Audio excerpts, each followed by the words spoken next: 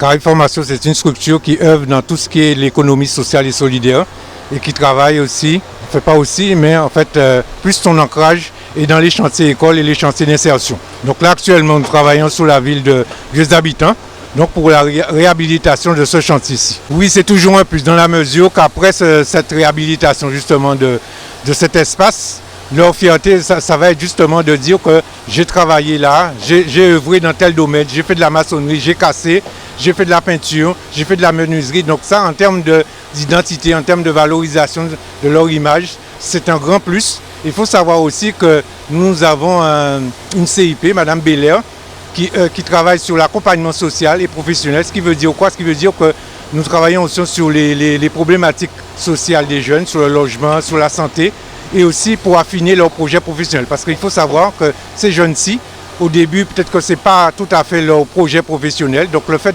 d'œuvrer dans ce domaine-ci, on essaye aussi d'orienter, d'approfondir le projet afin qu'au bout de la formation, qu'ils puissent dire que bon, c'est mon projet, mais ce n'est pas mon projet. Et justement, après, qu'on puisse leur trouver justement une formation en adéquation avec leur objectif professionnel. Ah oui, il y a une vraie démarche dans l'insertion des jeunes et j'en veux pour preuve que Caraïbes Formation, on veut justement être acteur dans ce domaine-ci et montrer que nous, on a les compétences pour, on a les moyens pour pouvoir justement aider les jeunes et on fait tout ce qu'il faut dans l'avant, dans le pendant et l'après pour pouvoir justement que ces jeunes-ci puissent avoir ce qu'on appelle une complétude en termes professionnels et personnels. Et à travers, s'il y a d'autres communes qui sont peut-être éventuellement intéressées, qui seront intéressées parce qu'il y a beaucoup de jeunes qui sont, disons, un petit peu stigmatisés. Ce serait intéressant justement de pouvoir les canaliser, de les mettre dans le droit chemin à travers des formations dans ce domaine-ci. Depuis très longtemps, depuis quand même que j'étais adjoint avec M. Lurel, avec M. Cléry, on avait toujours discuté au niveau du service culturel, service des sports, de faire ici ce qu'on appelle un espace bocantage, un espace pour les associations, pour que vous se rencontrez.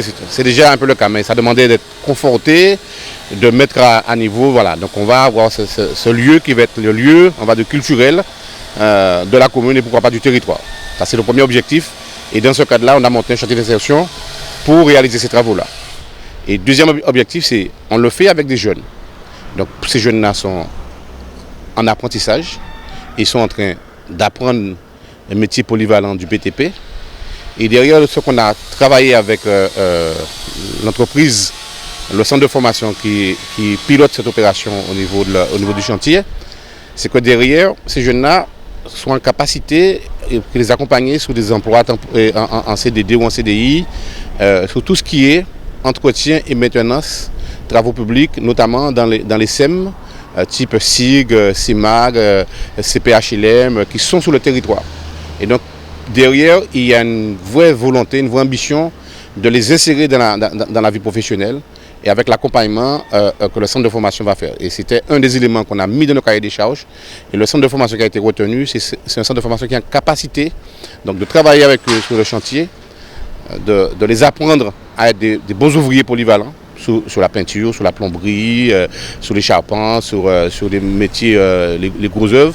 Et après, quand ils auront terminé ce chantier-là, être en capacité avec justement ces SEM, pouvoir intervenir sur les travaux de maintenance qu'on a besoin. Quand en général les locataires sont dans des logements, par exemple de la SIG, dans la location, ils paient des travaux. Et on voit bien qu'il y a des prestataires qui font venir faire des travaux de plomberie, de peinture, d'élagage, d'espaces verts.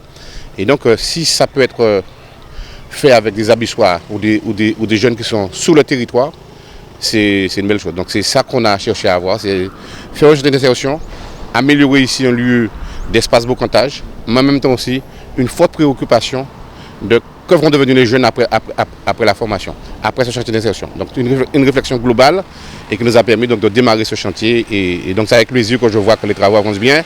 Il y a un petit souci de régularité des fois avec les jeunes, mais bon, avec le formateur, ça se passe bien. Donc, assez content de voir ce matin que ce qu'on avait dit, qu'on allait faire, qu'on allait créer un espace bocantage sur le territoire et en particulier ici, se réalise. Et donc, on décline tranquillement, comme je le dis souvent, avec sérénité. Ce qu'on a dit à la population ambissoise, on le décline avec des jeunes. Et ici va être le lieu pour les associations les Abissois et les gens du territoire du Sud Basser puissent venir échanger sur les aspects culturels.